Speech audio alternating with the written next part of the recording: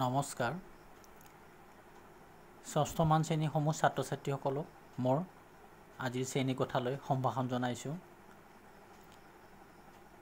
আমি গত ভিডিঅ' কেইটাত অখণ্ড সংখ্যাৰ কি, অখণ্ড সংখ্যাৰ যোগ বিয়োগ, সংখ্যা ৰাখাৰ সহায়ত তাৰ বিয়োগ যোগ পূৰণ এইবিলাক সম্বন্ধে আমি আগতে শিকিছোঁ। আজি এতিয়া আমি আৰম্ভ কৰিব ওলাইছোঁ আমাৰ অনুশীলনী পৃষ্ঠা নম্বৰ 108 আৰু এই ভিডিঅ'টোত তোমালোকে দেখা পাবা ইয়াতে বিশেষকৈ অনুশীলনীৰ অংককেইটা আমি মাত্ৰ অনুশীলনীৰ অংককেইটা আমি ইয়াতে সমাধান কৰিবলৈ চেষ্টা কৰিছোঁ।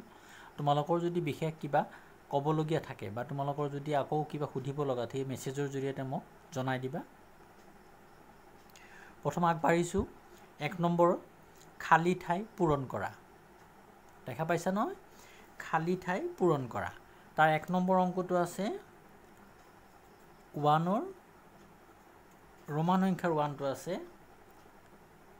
-8 ব্ৰেকেট প্লাছ বাকচ আছে আৰু ইয়াত দিছে 0। তো ইয়াৰ মানটো কিমান হ'ব? এতিয়া ইয়াত 0 পাব লাগিল -8ৰ লগত, অৰ্থাৎ বিয়োগ 8ৰ লগত ইয়াতে কি যোগ দিলে আমাৰ কি হ'ব? 0 পোৱা যাব। তোমালোকে নিশ্চয় বুজি পাইছা। ইয়াত বিয়োগ 8ৰ লগত যদি আমি বিয়োগ 8 দিওঁ কিমান হ'ব? এইটো বিয়োগ বেছি হৈ যাব, তেতিয়াহ'লে ইয়াত দিব লাগিব যোগ 8। এতিয়া 8টাৰ পৰা 8টালৈকে কি বিয়োগ কৰিলে কি থাকিব? 0 থাকিব। বুজি পাইছা নহয়? ইয়াত হ'ব কিমান? 8 হ'ব। ঠিক তেনেদৰে আমি যদি 2 নম্বৰটো লৈ চাওঁ -15 আছে, এইটোৰ পৰা কি কৰিছে আকৌ 15 বিয়োগ কৰিব দিছে, তেতিয়াহ'লে কি 0 পাম। কেতিয়া 0 পাম? এইটো দিছে এইবাৰ -15ৰ পৰা এইটো দিছে আমাৰ বিয়োগ কৰিব দিছে। মনত ৰাখিবা দেই, ইয়াত বিয়োগ কৰিব দিছে। তো বিয়োগ কৰিব দিলে আমি কিমান বিয়োগ কৰিলে ইয়াত 0 পাম? -15ৰ পৰা, সেইটো মন দিবা দেই, -15ৰ পৰা আমি কিমান বিয়োগ কৰিলে আমি 0 পাম? তোমালোকে যদি সংখ্যা ৰেখাৰ সহায়তো কৰিবলৈ যোৱা তেতিয়া তাতো পাবা তোমাৰ। তেতিয়া আমি যদি -15ৰ যদি 0 কৰিব লগা হয় তেতিয়াহ'লে আমি কোনফালে আগবাঢ়িব লাগিব? মনত আছেনে? আমি তাৰমানে কোনফালে আহিব লাগিব? আকৌ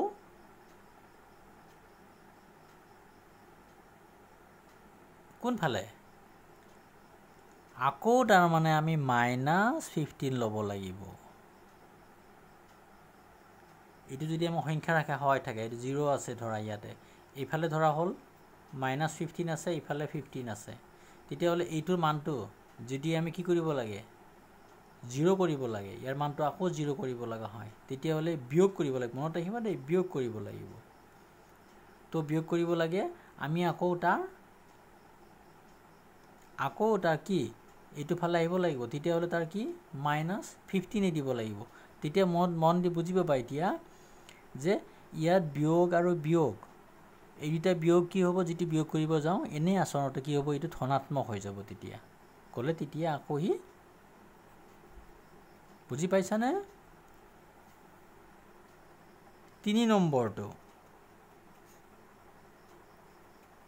15 বিয়োগ 15 ইজুকেল কিমান হ'ব বাকচত?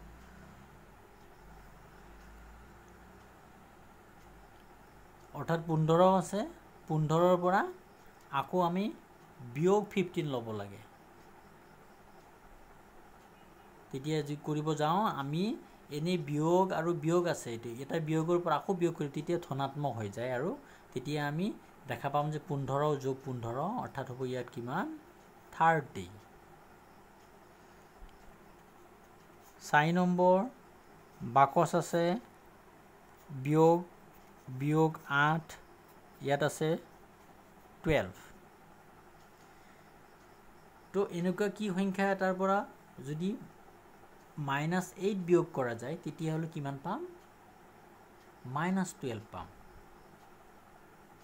বুজি পাইছানে তেতিয়াহ'লে আকৌ কি বিয়োগ ফলে থাকিব তেতিয়াহ'লে আমি যদি এইটো চাওঁ এইটো যদি আমি চাওঁ এইটো চাওঁ কিমান পাম এইটো আসলতে +8 পাম আৰু -12 পাম তো -12 পাব লাগিলে ইয়াত আমি কি সংখ্যা দিব লাগিব নিশ্চয় আমি কি দিব লাগিব বিয়োগ দিব লাগিব তো বিয়োগ কিমান দিব লাগিব তো 8 ইয়াতকৈ বেছি থকা আছে অৰ্থাৎ এনেকুৱা হ'ব বুজি পাইছানে কিমান দিব লাগিব এইটো আমি -20 দিব লাগিব ইয়াত -20 দিব লাগিব হৈছে 5 নম্বৰ চাবা দেই 15 ৰ লগত ইয়াতে কি কৰিছে 15 প্লাস আকৌ -15 কৰিব দিছে তেতিয়াহ'লে বাকচত কিমান পাম 15 ৰ পৰা 15 কৰিব দিছে তেতিয়াহ'লে কিমান পাম এইটো 0 পাম নাম্বাৰ 6 13 ৰ লগত কি যোগ কৰিলে -20 পাবা এইটো ঋণাত্মক পাইছো তো ঋণাত্মকটো যেটো ইয়াত মানে ধনাত্মক আছে তেতিয়াহ'লে ঋণাত্মকৰ পৰিমাণটো এনে কিমান হ'ব ইহঁতৰ বেছি হ'ব তো ঋণাত্মক বেছি পৰিমাণ মানে এনেকুৱা হ'ব ইহঁতৰ যে 30 এইটো হ'ব কি -33 দিব লাগিব তো -33 হ'লে তেতিয়াহ'লে আমি ইয়াত কি পাম -20 পাম হ'লনে তোমালে 1 নম্বৰ অংক এটা বুজি পাইছা নহয় ঠিক একে ধৰণৰ অংকবিলাকে আছে 2 নম্বৰত আছে একে অংক 2 নম্বৰ তাত আছে খালি ঠাই পূৰণ কৰা মাত্ৰ চিহ্ন কেইটা দি আছে ডাঙৰ সৰু আৰু সমান চিহ্ন আছে গ্ৰেটাৰ দেন লেছ দেন আৰু কি আছে ইকুৱেল এই চিহ্ন কেইটাই কি কৰিব লাগে আমি তাত মাজৰ বাকচটোত খুমাই দিব লাগে তো 1 নম্বৰটো আমি একবাৰিছো তাত দিয়া আছে 1 নম্বৰটো -9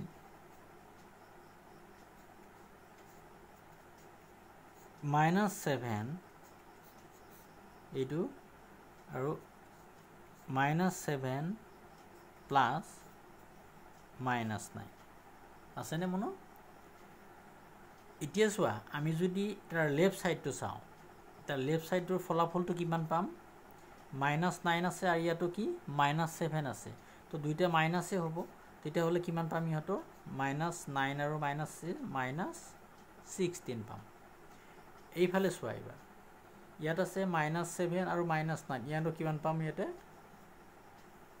-16 তাৰ মানে ইয়াতে কি চিহ্ন হ'ব ইকুৱেল বুজি পাইছানে এটো কি চিহ্ন পালো আমি এটো ইকুৱেল পাম এতিয়া আমি এটো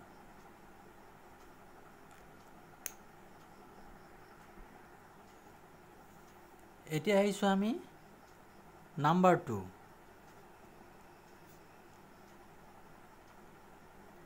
-11 -9 বাকস -9 প্লাস 11 হলে তো এইটো চোৱা এইটো দুইটা কি আছে বিয়োগ আছে তো টোটাল কিমান হ'ব তেতিয়া হলে এইটো 20 এবাৰ এইটো চোৱা এইটো প্লাস ধনাত্মক আছে 11টা 9টা আছে বিয়োগ তেতিয়া হলে এইটো পাম আমি কিমান প্লাস এইটো প্লাস পালো তেতিয়া হলে ধনাত্মক আৰু এইটো বিয়োগ তেতিয়া হলে কি পাবো এইটো চিহ্নটো বুজি পাইছা নহয় এইটো চিহ্ন হ'ব হৈছে নে তো আমি এইটো চিহ্ন ইয়াতে প্ৰয়োগ কৰিব পাৰিম এইটো হৈছে তো ইয়াৰ পিছত আছো আমি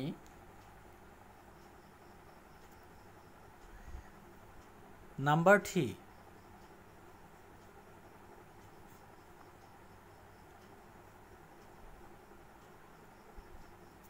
-35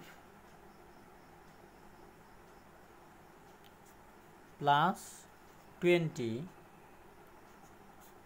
বাকস আছে -10 আৰু -5 হৈছে নে তেতিয়া হলে এইটো কি কৰিম ইয়াৰ ফলাফলটো চোৱা ইয়াত -35 আৰু +20 তেতিয়াহ'লে কিমান হ'ব এইটো -15 হ'ল এইটো চোৱা এইটো -15 হ'ব তেতিয়াহ'লে ইহঁতৰ মান সমান চিন তেতিয়া হ'লনে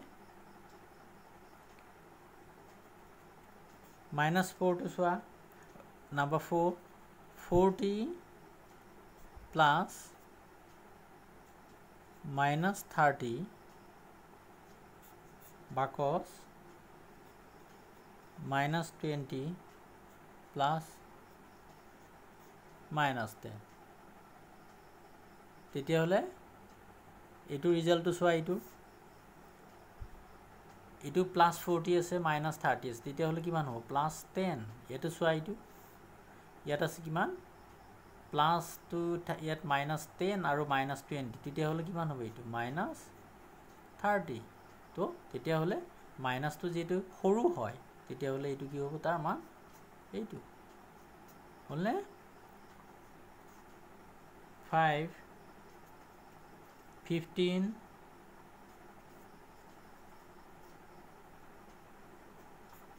বাকচ এইটো ৰিজাল্টটো চোৱা এইটো চাব গ'লে -15 আৰু এইটো মাইনাছৰ আৰু মাইনাছ কৰিব দিছে তেতিয়াহ'লে মাইনাছটো আৰু মাইনাছ কৰিব দিছে এইটো কি হৈ যাব ই প্লাছ হৈ যায় তেতিয়াহ'লে এইটো পাম আমি ইয়াত -7 ইয়াতে চোৱা ইয়াত +7 তেতিয়াহ'লে এইটো বুজি পাইছে নহয় কাৰণ মাইনাছটো সদায় সৰু হৈছে প্লাছটোতকৈ তেতিয়াহ'লে এইটো চিহ্নটো এনেকুৱা হৈছে তোমালোকে বুজি পাইছা এইটো এইবাৰ আহিছোঁ আমি নাম্বাৰ 3 সংখ্যা ৰেখাৰ সহায়ত বিয়োগ কৰা এতিয়া আমি সংখ্যা ৰেখা অংকন কৰিব লাগিব এতিয়া চাবা -5 ৰ পৰা -2 বিয়োগ কৰিব লাগে এতিয়া আমি আঁকিছো ইয়াতে লিখিছো সংখ্যা ৰেখাডাল অংকন কৰা হৈছে ইয়াত আমাৰ স্থান হৈছে এতিয়া এইটো -5 এইটো ক'ত যাব লাগে আমি -2 আমি সাধাৰণতে বিয়োগ কৰিলে আমি যদি বিয়োগ কৰিলে আমি বাওঁফালে আহো বিয়োগ কৰিলে সাধাৰণতে আমি বাওঁফালে গতি কৰিব লাগে আমি কিন্তু ইয়াতে -2 আছে নহয় তেতিয়াহ'লে -2 হ'লে আমি সোঁফালে যাম ঋণাত্মক সংখ্যা হ'লে আমি সোঁফালে যাম তেতিয়াহ'লে 1 2 অৰ্থাৎ এই দুটা হ'ল কিমান -2 বিয়োগ কৰিলো তেতিয়াহ'লে ক'ত উপস্থিত হলো আমি কই -3 তো এইটো হ'ল তাৰ এনসাৰ বুজি পাইছানে এইটো আছিল আমাৰ 1 নম্বৰটো আমি 2 নম্বৰটো কৰিছো এতিয়া আকৌ যদি এটা সংখ্যা ৰেখা অংকন কৰি লওঁ 0 1 2 3 4 5 1 2 3 4 5 6 এনেকৈ যদি 1 2 3 4 5 -1 -2 -3 -4 এনেকৈ হ'ল তো ইয়াত আমাৰ দিয়া আছে যে -3 ৰ পৰা 3 মাইনাছ কৰিব লাগে তো ইয়াত আছে -3 এইটো আছেনে তো এইটোৰ পৰা আমি -3 কৰিব লাগে বুজি পাইছা নহয় তো -3 মানে আমি অকল ধনাত্মক সংখ্যা আছে তেতিয়াহ'লে আমি বাওঁফালে গতি কৰিম 1 2 3 হ'ল কত উপস্থিত হলো আমি -6 তো এতিয়া হ'ল এটা -6 হ'লনে বুজি পাইছানে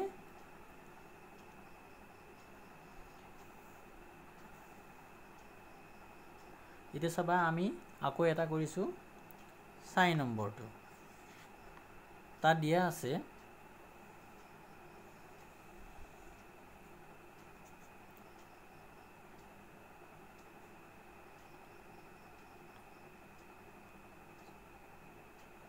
One, 2, 3, 4, 5, 6, 7 yes 1, 2, 3 এইটো -1 -2 -3 তাত অংকটো দিয়া আছে কি 6 ৰ পৰা -2 বিয়োগ কৰিব লাগে 6 ৰ পৰা -2 বিয়োগ কৰিব লাগে তো ইয়াত 6 হ'ল এইটো স্থানটো আছে না এইটো হ'ল 8 ইয়াত আছে 6 এইটো স্থানত আছে আমি এটা তো এইটো স্থানৰ পৰা আমি কি কৰিব লাগে -2 কৰিব লাগে আমি কৈছিলোঁ তেতিয়াও কৈছিলোঁ মই আমি মাইনাস থাকিলে আমি কোন ফালে যাম বিয়োগ কৰিব লাগে আমি সোঁফালে গতি কৰিম তেতিয়া হলে এইটো ইয়াতে 1 2 হলনে তেতিয়া হলে কত উপস্থিত হলো আমি +8 তেতিয়া হলে তাৰ উত্তৰ হল +8 বুজি পাইছা নে এইটো হ্যাঁ